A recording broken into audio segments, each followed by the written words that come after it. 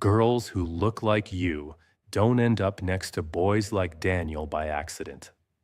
That was the first complete sentence Daniel's mother ever said to me.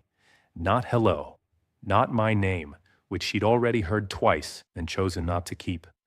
A theory about her son's worth and my intentions, delivered across a dish of olives before I'd finished pulling out my chair. I was 32 years old. I owned the company that signed her son's paychecks. He poured wine for a living in a tasting room I had built, in a building my father had bought, under a name that was on the door because it was my name too. None of them knew that. Daniel knew it. Daniel sat right beside me and let the sentence land, and reached for a piece of bread, and I learned more about the man I'd spent 3 months with in that one small motion than I had in all the dinners before it. I didn't correct her. I want you to understand that from the start. I had every word I needed sitting in my purse, in my bank, in my last name. I used none of them. My name is Nora Calloway. And this is the story of the dinner where I decided to leave, and the morning the rest of them found out who I'd been the whole time. Hi, I'm Martin. Sit with me for a while. Tonight we're going to spend some time with Nora, 32, the quiet woman who ran a company most people in this story drank from without ever knowing her name. She fell for a charming man and went to meet his family the way any of us would, hoping to be liked. What she found there told her everything, and what she did about it was nothing at all, until a newspaper did it for her. Subscribe if you haven't. We're here every day. Let's go. The invitation to dinner came on a Sunday, by text, and I remember exactly what I was doing when it arrived, because I'd been doing the same thing every Sunday for almost 2 years. I was standing in the small back room of the original Callaway bottling plant, the one my father refused to sell even after we'd outgrown it 4 times over, wiping down a steel tank that no longer held anything. It hadn't held anything in years. We kept it polished anyway. My father used to say that the first tank is the one that teaches you whether you're a person who builds things or a person who only owns them, and that you should be able to tell the difference by how often you bother to clean it when no one's watching. So that's where I was, sleeves pushed up, hair tied back, in jeans that had seen the inside of that plant 1,000 times, when my phone buzzed against the steel and Daniel's name came up. Mom wants to finally meet you. Friday, don't make it a whole thing. I read it twice. The don't make it a whole thing was very Daniel. I'd learned by then that it usually meant the opposite, that something had already become a whole thing on his end, and he was asking me in advance not to notice. I should tell you who I was before any of this, because the rest of it doesn't make sense otherwise. My father, Raymond Calloway, started with one truck and one product, a bitter little energy drink he mixed in a rented kitchen and sold to night shift nurses and long-haul drivers, because those were the people awake when he was awake, worrying about money. He was not a charming man. He was a serious one. He believed that you earned the right to be in a room by being useful in it. And he had a deep, almost religious suspicion of anyone who arrived in a room and immediately announced how much they were worth. The ones who tell you are the ones who aren't sure, he said. He said a lot of things like that. I used to roll my eyes at them. By the time he got sick, the one truck had become a fleet. The one drink had become a line. And there was a vodka with our name on it, and a small craft beer label we'd folded in, and a tasting room downtown that had become the kind of place people took photographs of. He spent the last good year of his life teaching me the parts of the business he thought I'd undervalue. Not the money, which I understood, but the loading dock, the regional reps, the woman who'd been doing our accounts since before I could drive. He introduced me to all of them by my first name. This is Nora. She'll be running it. Not my daughter, not the heir, just Nora. She'll be running it. As if I were a hire he was vouching for. He handed me the company 18 months before he died, while he could still watch me hold it. That mattered to him. It turned out to matter to me more than anything else ever has.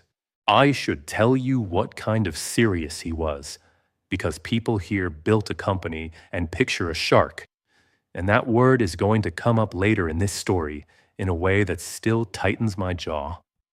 My father once drove 4 hours on a Sunday in the rain to personally apologize to a diner owner whose shipment we'd shorted by a single case. One case. He could have sent a credit. He brought the case himself, belted into the passenger seat like a person, and he sat at that man's counter and drank his bad coffee for an hour first, because he said, "You don't lead with the apology, you lead with the coffee. The apology is just the thing that happens while the coffee's getting drunk."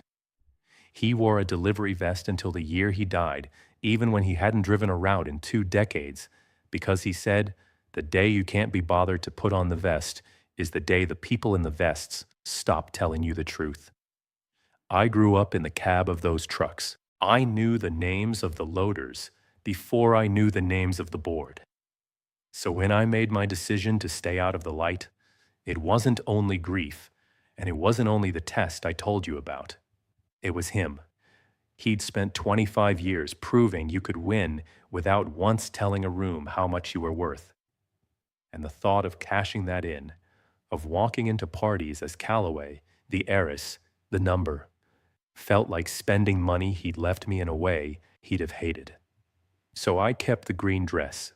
I kept the flat shoes. I answered a beverage company and something like that. And most of the time, it cost me nothing, because most people are kind to a woman they assume is ordinary. Most people. I built a whole quiet life on most people. I just never stress tested it against a family that wasn't. When he was gone, I made a quiet decision that I've never fully explained to anyone, including the people closest to me. I would not do the magazine profiles, the founder panels, the photographs in front of the tanks with my arms crossed. Partly it was grief. I didn't want to stand in his light, wearing it like it was mine. But partly it was something he'd put in me on purpose. I wanted to know who liked the work and who liked the worth. I wanted just once to walk into a room as nobody and find out how the room treated nobody. I got my wish. I'd recommend being careful what you wish for, but I got it. I met Daniel on a Tuesday in March at a small Italian place called Bellamy's, the kind with 11 tables and a wine list longer than the menu. I was alone at the bar, still in my work clothes, eating because I'd forgotten to all day. He was 2 stools down, and he was beautiful in the specific way that makes you assume a person has never had to be anything else. He nodded at the glass in front of me and said I'd ordered wrong, not rudely, almost tenderly, like correcting a child's grip on a pencil. And then he ordered me something better and was right about it, and that was that. He was a sommelier. He told me that within the first 5 minutes, the way some men tell you their salary. He worked, he said, at one of the Calloway properties, the tasting room.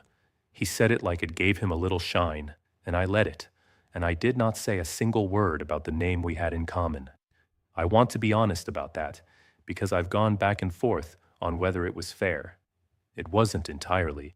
I knew something he didn't, and I let the imbalance sit there because it was comfortable for me, and because, if I'm telling you the truth, and I promised myself I would, there was a small, mean pleasure in it. He spent that whole first evening gently impressed with himself for educating me about an industry I had spent my life inside. I went home and laughed about it, alone, in a good mood I hadn't been in for a while. That's the version of me you should hold on to. Not the wronged one. The one who enjoyed a little watching a handsome man explain my own house to me.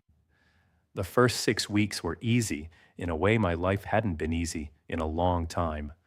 He didn't know I was tired in the particular way that owning something makes you tired. And so he didn't tiptoe around me the way the people at work did. And that was a relief. We ate at small places. He picked the wine. He had a laugh he saved for when he thought no one important was watching. A real one, lower than his everyday laugh. And the first time I heard it, I thought, oh, There you are. There was a real person in there. I need you to believe that I saw it, because otherwise you'll think I was a fool, and the truth is more uncomfortable than that. I wasn't a fool. I saw the good thing. I just kept watching after I saw it. There were good weeks in there, and I won't flatten them, because the flattening is how you turn a real loss into a cartoon, and I've watched people do that to their own lives and come out smaller for it. He cooked once, badly, an entire dinner from a recipe he'd clearly practiced, and got flustered when the sauce broke, and I watched him not yell, watched him laugh at himself instead, the low, real laugh. And I thought, see, the other thing is the weather. This is the climate. I had it backward. The yelling was the climate. The laughing was the weather. But that night, I had it backward, and I was happy. And I'm not going to apologize for the happy. He told me his plan on a walk, the 5-year one, and that was the first real crack, though I filed it as a cork at the time. Where he'd be, what title, what neighborhood, what car. The car came up a lot with Daniel, and the way he talked about it, it wasn't a dream, it was a debt the world owed him and was running late on.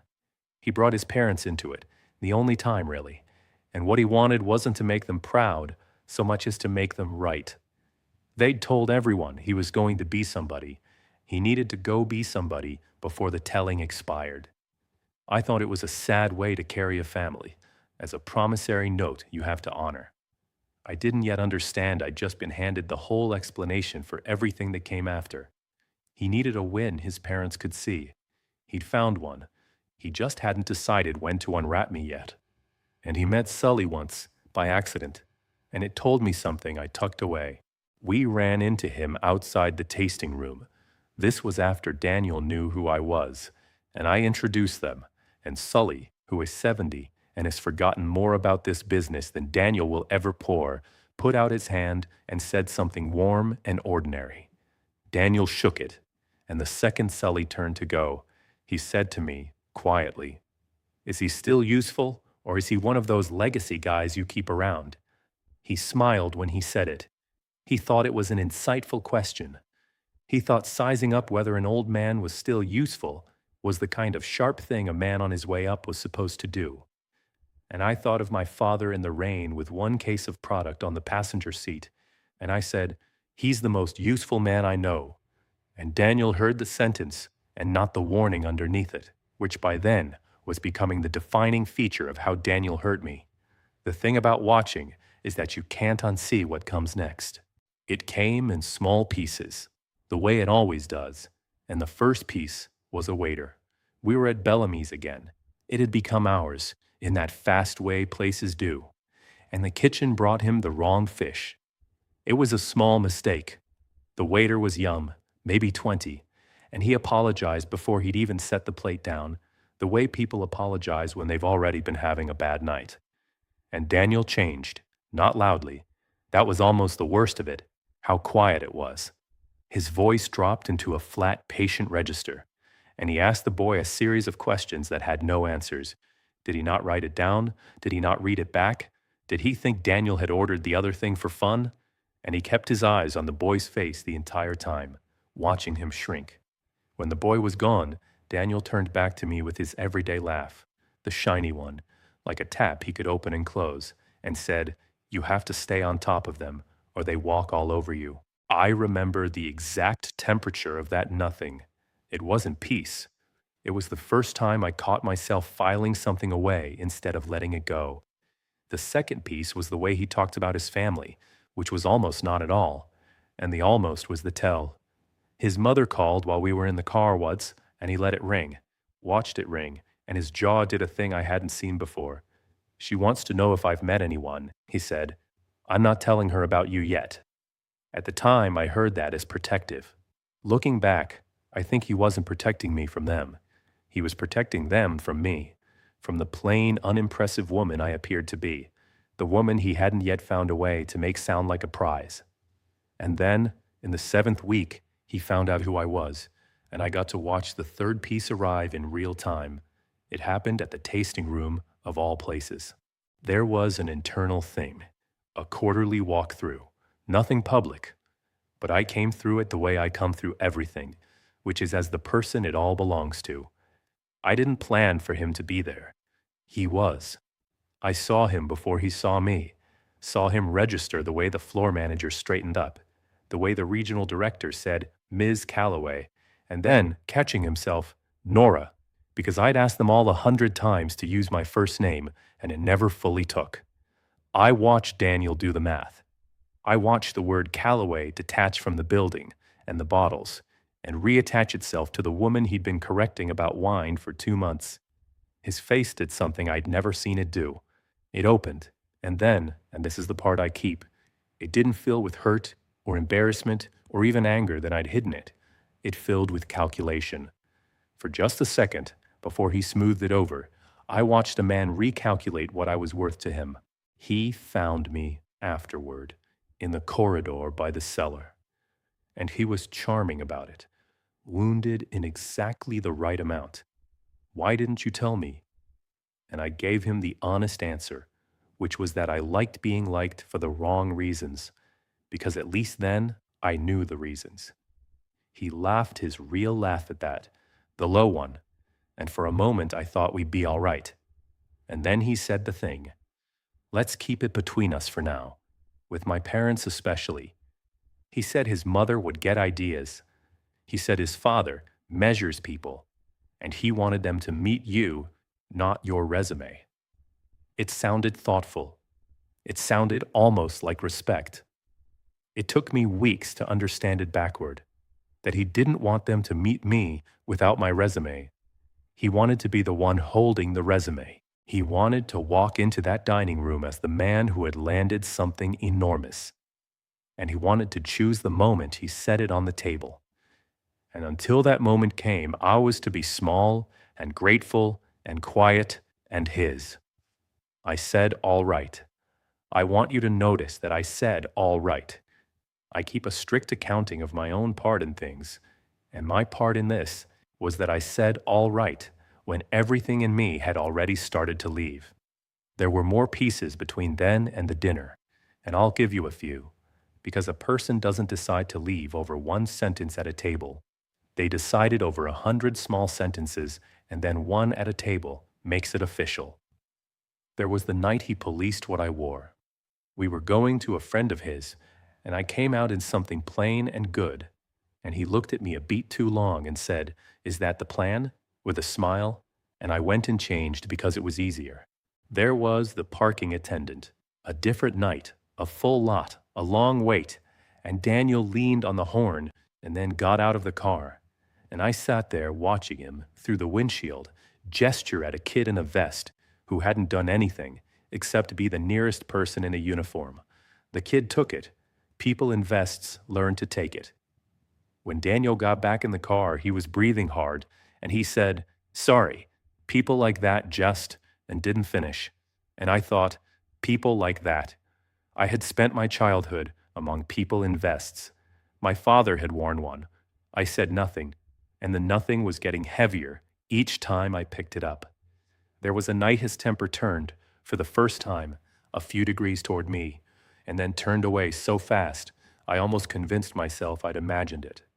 We were leaving a restaurant, and I'd said something. I genuinely can't remember what. Something mild about his plan, the 5-year one, a small question with a soft edge. And for half a second, the flat, patient voice he used on waiters came out and pointed at me. "You don't get it, because you've never had to want anything," he said, which was a remarkable thing to say to a woman whose father had mixed energy drinks in a rented kitchen for night shift nurses. Except, of course, he didn't know that. He thought he was dating someone administrative. And then he saw my face. I don't know what was on it. Nothing, probably. The nothing was getting very good by then. And he caught himself, and the charm came back down over it, like a garage door, smooth and final, and he took my hand and said he was tired and didn't mean it. I let him think I believed the part about being tired, but I'd seen the door, and once you've seen a man's garage door, you can't unsee how often it's closing. I told one person. That mattered more than I expected. I told an old friend, Renata, over the phone, late, and I heard myself say the sentences out loud for the first time. The waiter, the parking kid, the food bank woman, the door. And there's a thing that happens when you say a pattern out loud instead of filing it. It stops being a stack of small, forgivable nights and becomes one large, unforgivable shape. Renata didn't tell me to leave. She's smarter than that. She just said, "You're describing him very carefully, Nora," and let it sit. And I understood she meant, "You're building a case." People don't build cases for the men they're going to stay with. I hung up and sat in the dark and knew she was right, and still didn't leave, because knowing and leaving live in different rooms, and the hallway between them is longer than anyone admits. And there was one more, the smallest one, the one I think about most. We were at my apartment, which is not a grand place. I bought it for the light, not the address. And he was looking at a photograph I keep on the shelf. My father in front of the first truck, both of them younger than I'll ever see either of them again. Daniel picked it up. He said, "So this is the guy. He must have been a real shark." He meant it as a compliment. That's what undid me about it. In his world, the highest thing you could say about a man who'd built something was that he must have been ruthless, must have taken, must have won. He looked at the most serious, most careful person I have ever known and saw a shark, because a shark was the only kind of successful man he had a word for. I took the photograph back, gently, and put it where it goes. I said nothing. But I think that was the night the decision finished forming, somewhere below the place where I make decisions on purpose. The dinner just hadn't happened yet to tell me. There was an event, too, a charity thing, a friend of mine on a board, the kind of evening I usually skip, and I brought Daniel, partly, I'll confess it, as a test I didn't admit I was running. I wanted to see him in a room with money that wasn't mine and wasn't his, money that didn't know either of us. He was magnificent, and it was awful. He worked that room like a man auditioning. He found the most important person in it within 20 minutes, by some instrument I don't possess, and became for that person exactly the man worth talking to. Funnier, warmer, more deferential, a different laugh again, a fourth one I hadn't cataloged. And then a woman I knew, a good woman who ran a food bank we supported, came up to say hello to me, plainly dressed, no one important, and I watched Daniel's attention slide off her like water off glass. Watched him do to her in real time what his mother would later do to me, the quick pricing, the disappointed total, the turning back toward the part of the room that mattered. She didn't notice. People that kind rarely do. It's what keeps them kind. I noticed. I said nothing, and I drove home doing the arithmetic I'd been doing my whole life, adding up the distance between how a man treats the people who can help him and how he treats the people who can't, because that distance is the truest measure of a person I've ever found. And Daniel's was a canyon. So why did I stay another 3 weeks? I've asked myself, and the honest answer isn't flattering, and I promised you're honest. I stayed because leaving meant admitting I'd been wrong about the low laugh, about the real person, about my own judgment. And I am a woman who has built a life on the quality of her judgment, and it is a hard thing to file a report against yourself. I stayed because the apartment is quiet, and he was warm in it on the good weeks, and warm is not nothing when you've been the person everyone tiptoes around for 2 years. I stayed because somewhere under the floor where I make decisions, there was a smaller, younger floor, where I still believed the dinner might go differently, that his mother might be a woman who'd built something too, that there might be people in his life who taught him a vest is a thing you wear and not a thing you sneer at, and that I'd walk in and find the climate I'd mistaken the weather for. One thing did move in those last weeks, quietly, the way things do. Sully took to lingering by my office door with the coffee. He didn't say a word about Daniel. He'd never met enough of him to. But once, looking out at the floor, apropos of nothing, he said, "Your dad used to say you can't fix a man by being patient at him." And then he left, the way he leaves, before I could decide whether to be annoyed. I was annoyed. He was right.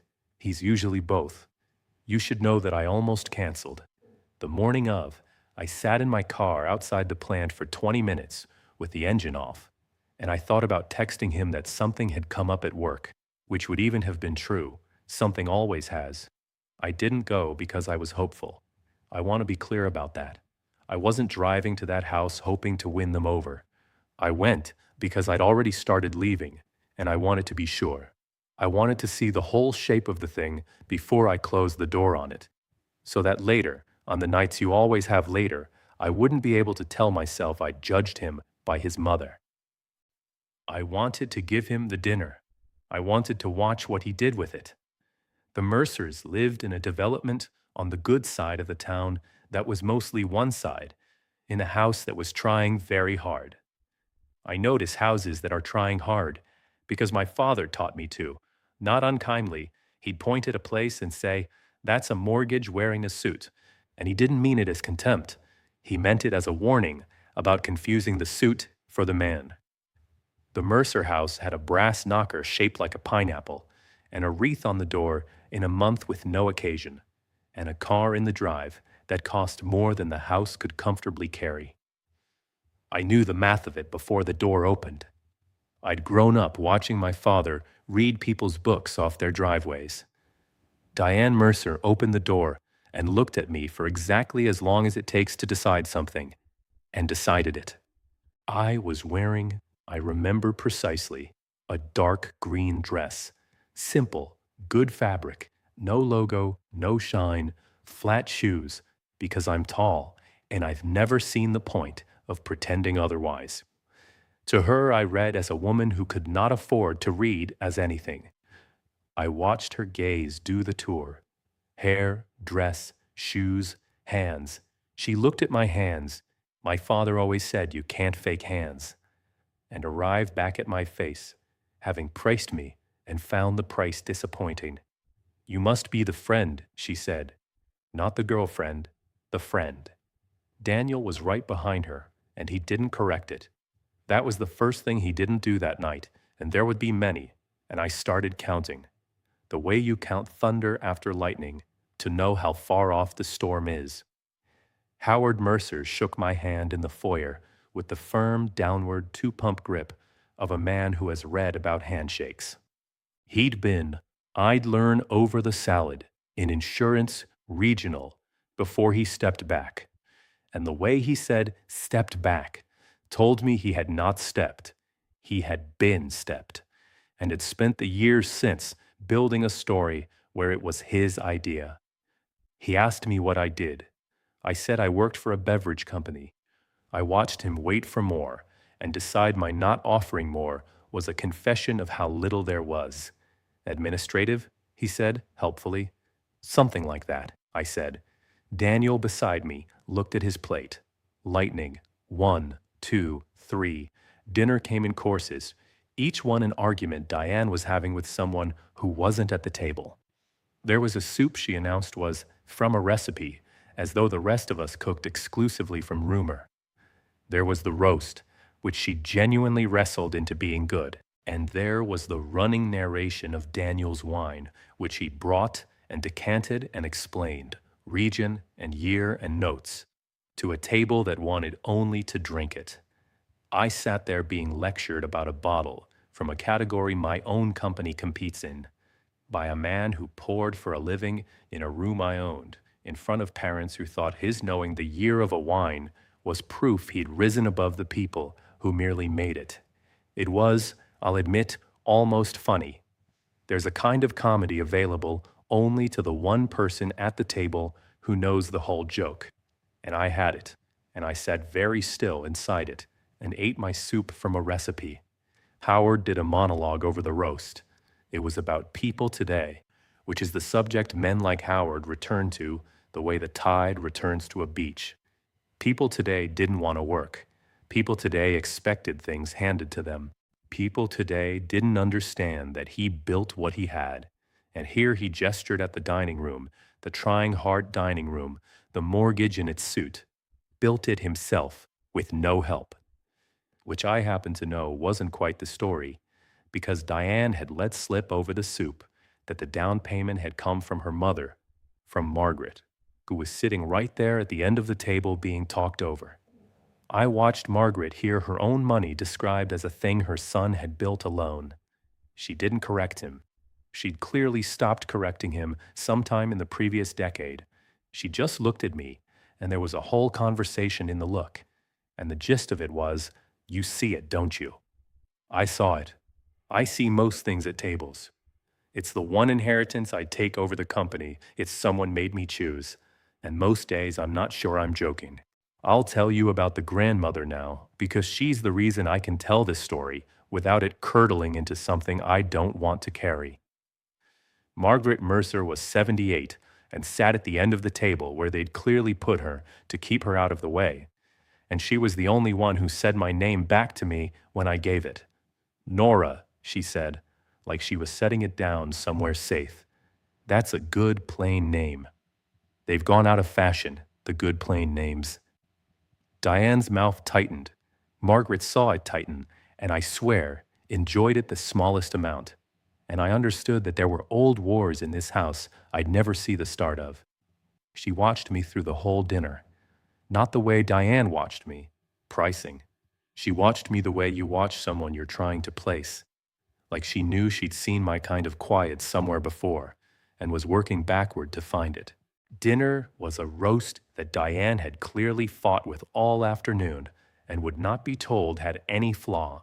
And I want to give her this, because the skill says, because life requires, that I tell you she was a person too. She was nervous. Under the performance, she was nervous. Her hands shook a little when she set the platter down. This was a woman who had decided, long before I arrived, that this was the night her son would be revealed as the success she'd staked her whole sense of herself on, and she was frightened it would go wrong. And so she dressed the table in everything she had and was guarding it like it might be taken. I recognized the fear even as it pointed itself at me. It's the fear of a person who has confused the suit for the man and is terrified someone will notice the seams. I almost felt for her. I want that on the record. The almost. And then she said it. Somewhere between the roast and the second glass of the wine, Daniel had, of course, brought and decanted and narrated. She'd been circling it all through dinner, probing me between courses like a woman checking a melon. She'd asked where I was from, and I'd told her, and she'd done the thing where she repeated the name of the neighborhood with a little lift at the end. She'd asked what my parents did, and I'd said my father had been in the beverage business, which she heard as a man who drove a truck, which he had been. And I let it stand, because it was true, and because watching her file my father under truck was the closest I came all night to losing my composure. And I needed her to keep doing it, so I'd remember exactly why I was leaving. She'd asked whether I had a degree, the A doing terrible work, and I told her the truth, that I hadn't finished, that my father had needed me and I'd gone to work, and she'd let a silence sit on that like a coat on a bed. And then she set down her fork, and she looked at her son with a kind of love that had gone wrong somewhere a long time ago. And she said it to me, but for him. Girls who look like you don't end up next to boys like Daniel by accident. The table went quiet, not dramatically, just the small social hush of everyone deciding at once not to have heard it. Howard studied his plate. Daniel, and this is the moment, this is the whole story in one moment, Daniel reached for a piece of bread. I have replayed that bread 100 times. He could have laughed it off. He could have said, "Mom, come on." He could have said my name, said she's not a friend, said anything that put his body between me and the sentence. He had, remember, the biggest possible thing he could have said. He could have set the resume on the table right then, the way he'd been saving it for, and watched his mother's face fall into the floor. He didn't even want to do the small thing, let alone the large one. He reached for bread. He buttered it. He let his mother's theory of me stand, because I understood with a clarity that felt almost physical. Some part of him agreed with it. Some part of him needed me to be a girl who'd gotten lucky, because the alternative, that I was a woman who had built something and chosen him anyway, and could unchoose him just as freely, was unbearable to a man who had been the prize his whole life. So I'll tell you what I did, since the title of all this probably has you waiting for it. I did nothing. I said, "This roast is wonderful, Diane," and I meant it, because it was, and because I had decided in that exact second that I was not going to give these people the story they'd remember. I was not going to be the girl who'd made a scene. I wasn't going to hand Daniel a version of the night where he got to feel bad for me, or where his mother got to feel justified by my temper. I was going to be, to the very last forkful, exactly the unremarkable woman they decided I was. I was going to let them keep the whole prize of being right about me. It's the only revenge I've ever found that doesn't cost you anything. Let the people who underestimate you finish the job uninterrupted. She watched me say, "This roast is wonderful," with my spine straight and my voice even. And something moved across her old face, and she looked down the table at her granddaughter-in-law that wasn't going to be, at her son, at her grandson reaching for bread, and she set her own fork down very deliberately, and she said into the hush, "It is wonderful, Diane. Nora has lovely manners, better than some at this table were raised with." And then she looked at me, only at me, and I understood that she'd placed my quiet at last. She knew where she'd seen it. She'd seen it in herself, 60 years ago, at some other table, swallowing some other sentence. I helped clear the plates. I want you to picture that. I carried the platter into Diane Mercer's kitchen with my own hands, and I scraped it and I set it by the sink. Because that's what my father raised, and because a small, unkind part of me, I told you I'd keep the accounting honest, wanted her to remember later that the gold digger had done her dishes.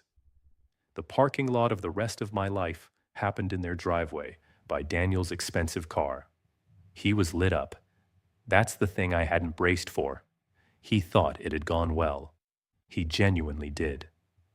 In his accounting, his mother had been a lot, I know, but she likes you. That's just how she shows it. And his father had warmed up by the end, and the whole evening had been a success because the prize had been displayed and not yet revealed. And he was already somewhere in a future where he'd reveal it and they'd all be sorry. He put his hand on the small of my back and said, "See, survived it," and laughed his everyday laugh, the shiny one.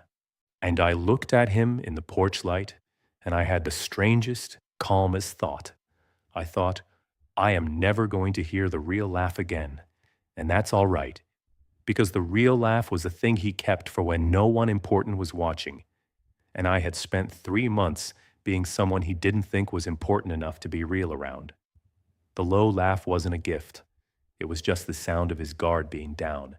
And the guard had been up at that table, where it mattered, where I'd needed him to put his body between me and his mother's mouth. And the guard had stayed up while he reached for bread.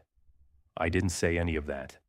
I decided on the way out that I wasn't going to leave him with a speech he could shrink to fit. I said, "I don't think this is going to work, Daniel. Quiet, the way you'd note the weather." His face did the opening thing again, and then there it was, the calculation. And here is where the company came back into the room, because for the first time, I watched him remember what I was and watched the fear of it arrive. I saw him realize in stages that the woman he'd let his mother call a gold digger ran the company where he poured wine, signed off, somewhere up the chain, on the budget that paid him, could end his careful little career with a sentence to a man 2 levels above him and never have to say why.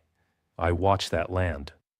And the worst thing, the thing that made the decision feel less like loss and more like waking up, was that the fear was not for me. It was for himself. "Nora," he said, and his voice had changed, gone careful, gone soft. "Let's not. You're upset. It was a long night. Let's talk tomorrow." He was managing me. He was managing his employer. The two had become the same person in his head, and he was negotiating with both. "Good night, Daniel," I said. I got in my car.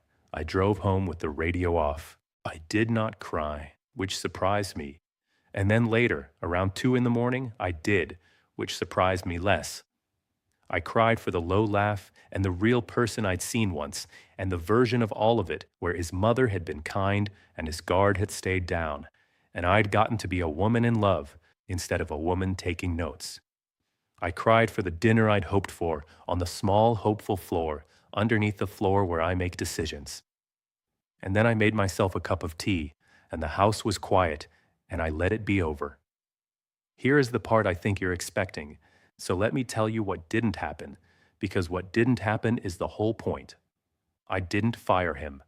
I want to be very clear, because I've told this story to exactly 3 people, and 2 of them assumed I had.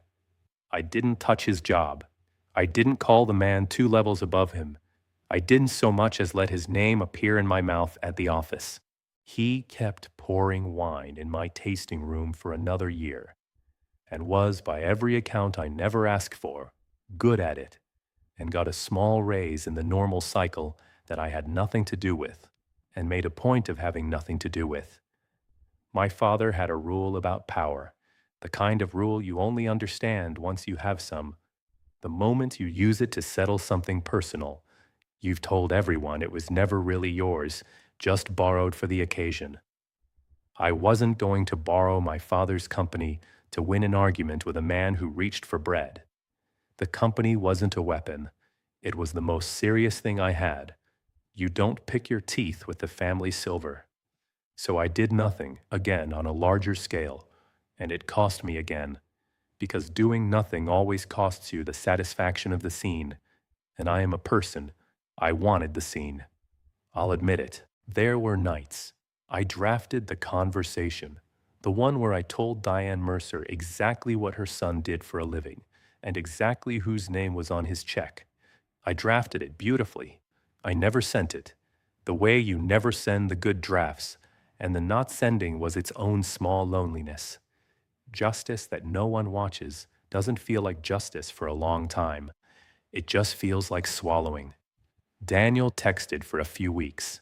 The texts followed a curve I'd seen before in other men in other contexts. First, the soft management, then the wounded confusion, then a flare of something colder when the wound didn't work. I don't even know what I did. Then the long tapering silence of a man who has decided you weren't that important after all, which is the story he needed, and which I let him have because I needed it gone more than I needed it accurate. There's a voicemail in there I never finished listening to. I still have it. I don't keep it for a reason I can explain. I just never deleted it.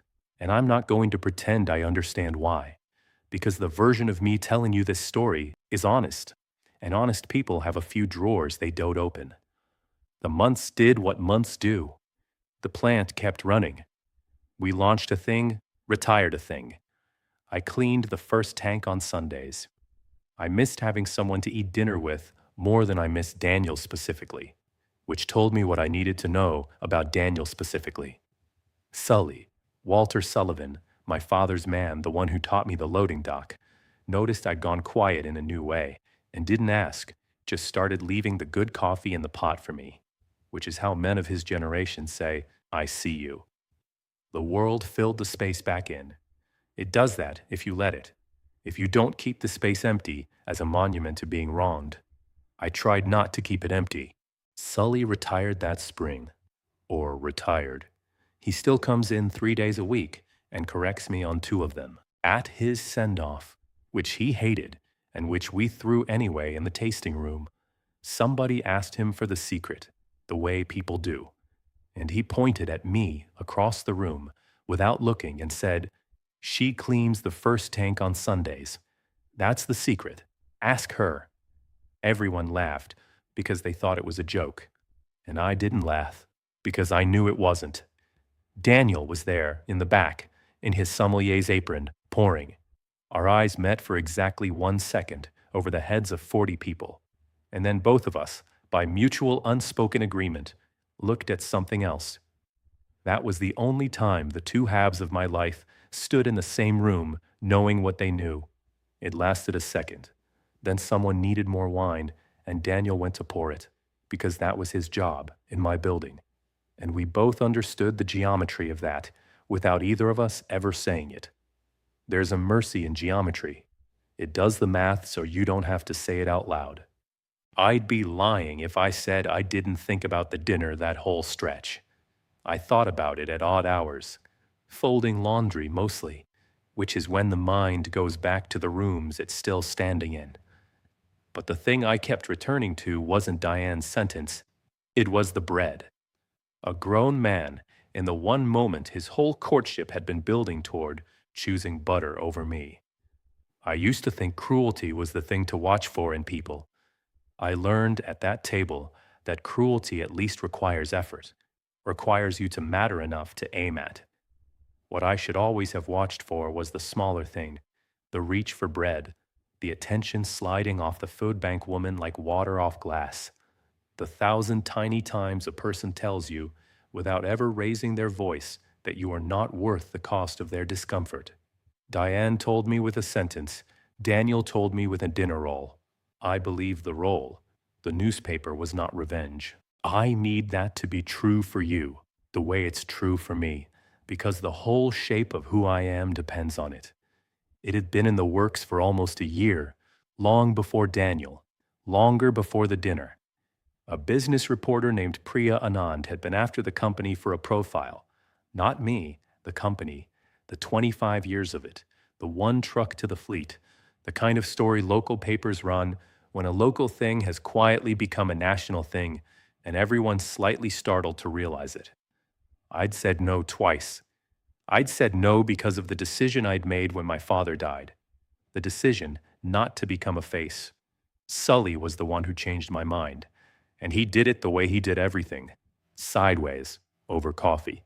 He said, it's not your face they want, Nora. It's his. You've kept his name off everything so long, people are starting to think he didn't exist.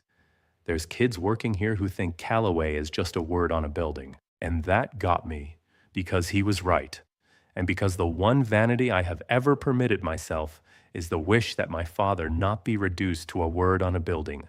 So I said yes, on the condition that it be about Ray Callaway and the work, and that I'd talk about him and the company and almost nothing about myself. Priya, who was good, who was the kind of careful that I trust on sight, agreed, and then quietly wrote the better story anyway, which is what good reporters do. She made it about the work, and she let the daughter who'd refused to be a face become the proof of the father's whole philosophy without my ever having to pose for it. It ran on a Sunday. Of course it ran on a Sunday. The headline was about the company, the number, the valuation that had crossed a threshold that makes papers write headlines, the kind of number that turns a private thing public whether you wanted it or not. But the line they pulled out and set in large type in the middle of the page, the line that everyone who read it would remember, was a thing I'd said to Priya about my father, without thinking of it as a quote, the kind of thing you only say true because you've forgotten you're being recorded. She'd asked me how a company like ours survives when flashier ones burn out, and I'd said, my father believed humility and seriousness were the two cheapest things in the world, and the only two that compound. Everyone wants to look successful. He just wanted to be useful every day for 25 years. It turns out that's worth millions. Nobody believes you when you tell them that, so we mostly stopped telling them. There was a photograph. Priya had asked for one, and I'd given her the only one I'd give, the one from my shelf, my father in front of the first truck, and beside it, the new one I let her take to match it. Me, in front of the same plant, in the same kind of plain clothes, with the same hands. No crossed arms, no tanks behind me like trophies. Just a woman who looked like she might be administrative, something like that, standing in front of a building with her name on it. I didn't see the Mercers find out. I want to be careful here, at the part you've been waiting for, because the temptation is to invent the scene I never witnessed, to give you Diane Mercer at her trying hard table, with the paper trembling in her hands, Howard going gray, Daniel's fork stopping halfway. It would be satisfying, and it would be a lie, and my father didn't raise a woman who lies to make a Sunday land harder. I wasn't there. I'll tell you only what I know. I know Daniel saw it, because everyone at the company saw it. It was pinned to the break room corkboard by Monday, by someone proud. And there is no version of that Monday where a man who poured wine in my tasting room did not stand in front of that corkboard and read the name of the woman he'd let his mother call a gold digger. In large type, attached to a number, attached to the building he was standing in. I know he never said a word to me about it. I know he left the company about 2 months later for an opportunity, the kind of opportunity people find when staying has become a daily small humiliation they can't name out loud. I didn't engineer his leaving. I didn't need to. The corkboard did it. The truth does that. When you finally let it stand in a public place, it doesn't punish people. It just stops protecting them. And I know about Margaret, because Margaret wrote to me. It came on paper, in an old woman's careful hand, forwarded through the company because she had no other way to reach me. And Sully brought it in with the good coffee and a face that told me he'd steamed nothing open, but wanted very badly to know. She wrote that she'd read the article twice. She wrote that she'd known, at the table that night, not the facts, but the shape of me. I've spent my life at tables like that one, she wrote, and I knew you weren't what she said. I just didn't know what you were instead. Now I do, and it doesn't surprise me, and I'm sorry I didn't say more than I said. At my age, you learn that the bravest thing most people manage at a bad table is to praise the roast on the wronged one's behalf. It isn't enough. I knew it wasn't enough while I was doing it. She wrote one more line, and I've kept the letter for it. She wrote, he reaches for the bread. He always has. I fed him, so it's partly mine to carry. But you got out before you spent 40 years passing him the butter. Good girl, I wrote her back. We exchanged a few more letters before she died, the following winter. I went to the funeral. I sat near the back in a plain dark dress, and Diane Mercer looked at me across the room with an expression I won't try to name, because I genuinely don't know what was in it. Recognition, or shame, or just the math finally running the other direction. And she didn't come over, and I didn't either, and that's where it was left, and that's where I've left it. Some things don't get a scene. Margaret would have liked that I didn't make one at her funeral. I think it's the last thing I did that she'd have approved of. I keep her letter in the same drawer as the unfinished voicemail. I only noticed that later, and it felt right once I had. The two things in my life I couldn't fully open and couldn't throw away.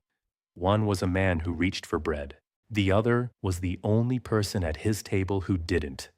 I think she knew, writing to me, that she was handing me the thing his family never would, a witness who said out loud that I hadn't imagined it. You learn when you've trained yourself to say nothing, to live without witnesses. You get good at it. You tell yourself you don't need anyone to confirm what you saw. And then an old woman you met once writes, I knew you weren't what she said, in a careful hand. And you find out you'd been thirstier for that one sentence than you'd ever have admitted, and you have to go sit down for a minute. I went and sat down. Sully left the coffee. He didn't ask. He's the most useful man I know. People ask me, the few who know the whole thing, whether I regret not telling them at the table, whether I'd do it differently. They want me to say that I should have stood up, set the resume down, watched their faces. They've seen it in films, the standing up, the speech, the room going silent in the good way. I understand the appetite for it. I've had the appetite for it. But here's the thing I came to understand, and it's the closest I'll come to a lesson, so take it or leave it on the table with the rest. The speech would have been for me. It would have felt enormous for about a minute, and then I'd have spent the rest of my life as the woman who showed them, which is just a fancier way of being a woman who needed their opinion to begin with. The dinner already told me everything. The man reached for bread. I didn't need to win the table. I needed to leave it. Those aren't the same thing, and most of the misery I've watched people carry comes from confusing them. I've had time to think about why the speech is so tempting, the standing up, the resume on the table. I think it's because we're taught that being wronged is only real if it's witnessed, that an injustice no one sees didn't quite happen, and so the only way to make it count is to force a room to watch you correct it.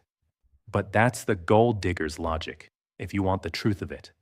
That's the exact thinking Diane lived inside. That worth is a performance, that you are what the room agrees you are, that a woman in a green dress with unfakeable hands is nothing until someone important says she's something. If I'd stood up and told them what I was worth, I'd have been agreeing with her about the only thing that ever mattered to her, that worth is a thing you announce. My father spent 25 years refusing to announce it, and it compounded into millions. I wasn't going to throw away his whole philosophy for the sugar rush of one good minute at a bad table. The deepest way I could insult Diane Mercer's entire view of the world was to let her keep being wrong about me. So I did. It's the most expensive gift I've ever given anyone, and she'll never know she received it, and that's the part that lets me sleep. My father believed humility and seriousness were the two cheapest things in the world, and the only two that compound. He was right about the company. It turns out he was right about people, too. The Mercers were expensive. The house, the car, the wreath in a month with no occasion, the son they'd inflated into a prize. And it was all suit, no man. I was cheap, the way he meant it. Plain dress, flat shoes, hands you can't fake, a name I didn't spend. And the cheap thing was the thing that compounded. I still run the company. I still clean the first tank on Sundays, and I still couldn't tell you, on any given Sunday, whether I'm cleaning it for him or for me. There's a new photograph on my shelf now, next to the one of my father, the one Priya took, the two trucks 25 years apart. I don't keep it because of the article. I keep it because in it, I look like exactly who I was at that dinner, the woman they priced and got wrong. And I like having the proof that I never changed clothes to be believed. The voicemail's still on my phone. I still haven't finished it. I made myself a cup of tea the night I decided to tell this story, and the house was quiet. And I left the message right where it is. Some drawers you don't open. That one stays shut.